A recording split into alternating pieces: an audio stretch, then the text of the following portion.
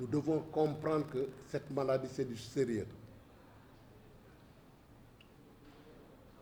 Nous parlons de couvre-feu. Certes, c'est difficile, mais le problème reste toujours entier. Et surtout lorsque nous avons eu des cas de contamination communautaire. Parce que là, ça devient plus sérieux.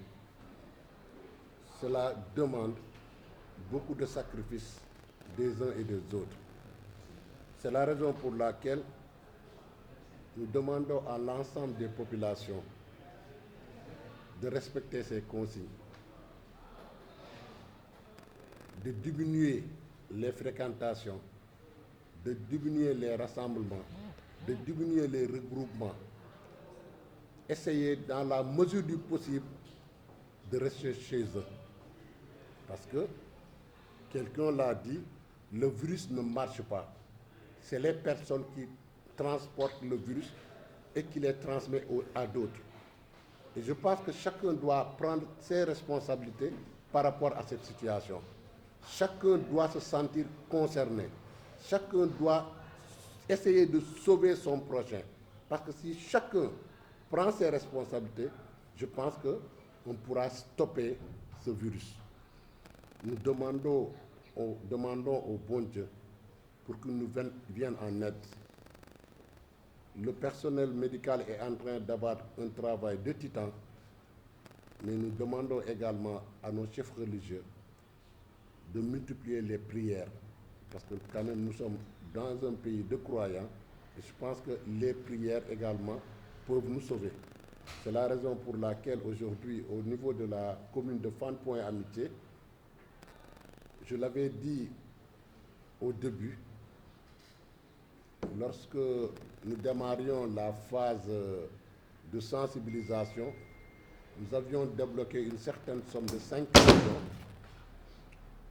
pour doter le centre de santé Gaspard Camara et le poste de santé de Fann en matériel, et donner également ce matériel de prévention au Badjanougokh, au relais, à nos états civils. En ce moment, je vais dire que dans les jours à venir, la commune va procéder à une opération de grande envergure. Parce qu'aujourd'hui, nous sommes à ce stade. Nous sommes à ce stade où nous devons arrêter les discours et passer aux actes. Parce que pour sauver nos populations, nous avons deux solutions. La première solution, c'est essayer de stopper le virus.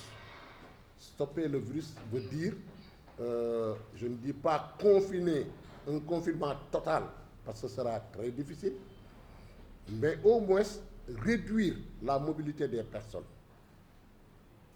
Et pour cela, nous avons tous suivi. Depuis que l'état d'urgence est décrété, les gens traversent des moments très difficiles. Et c'est pourquoi nous, au niveau de la commune de Fann Point Amitié, nous avons décidé de venir en aide à nos populations. Parce que quand on parle, on ne sait pas ce qui va se passer demain. S'il y a confinement général, ce qui n'est pas à exclure, les populations devront avoir de quoi manger. Parce qu'il ne faut pas fuir ce virus et pousser les gens à mourir de faim. Donc c'est la raison pour laquelle au niveau de la commune de Fann Point Amitié, après concertation avec le bureau municipal et une concertation avec certains conseillers municipaux, nous sommes tombés d'accord sur ce que je vais vous dire tout à l'heure. Nous voulons aider nos populations, tant sur le plan médical, sanitaire que social. C'est la raison pour laquelle nous avons fait un réaménagement de notre budget. Donc nous avons pris toutes les dépenses pratiquement qui étaient au niveau du cabinet du maire, que nous avons transférées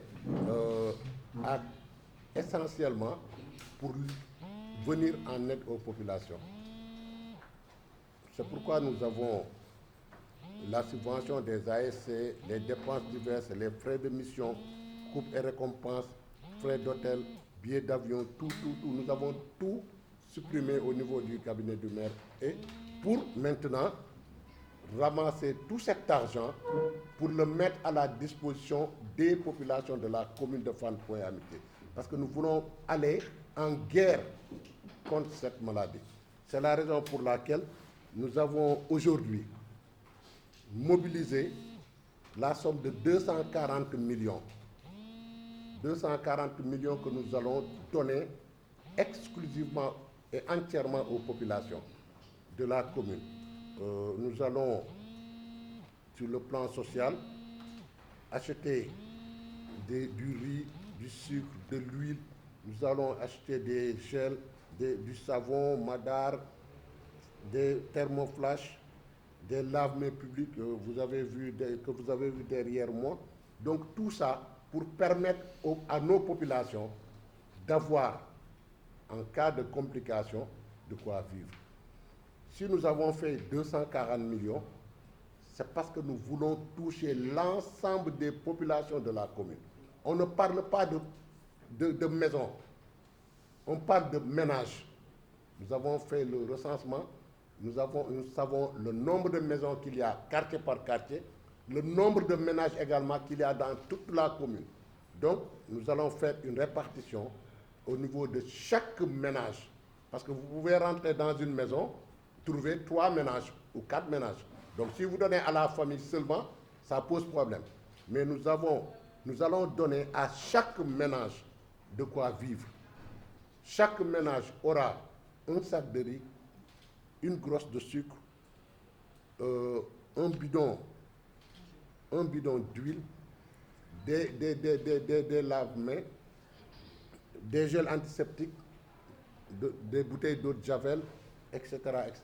Donc, c'est par ménage. Donc, nous allons faire un package par ménage pour, en tout cas, ensemble, essayer de contenir ces moments difficiles que nous traversons. C'est la raison pour laquelle je tiens à remercier le bureau municipal et les conseils municipaux qui ont bien voulu accepter que l'on puisse prendre ces 240 millions dans le budget que nous allons mettre exclusivement à la disposition des populations pour les venir en aide. Donc...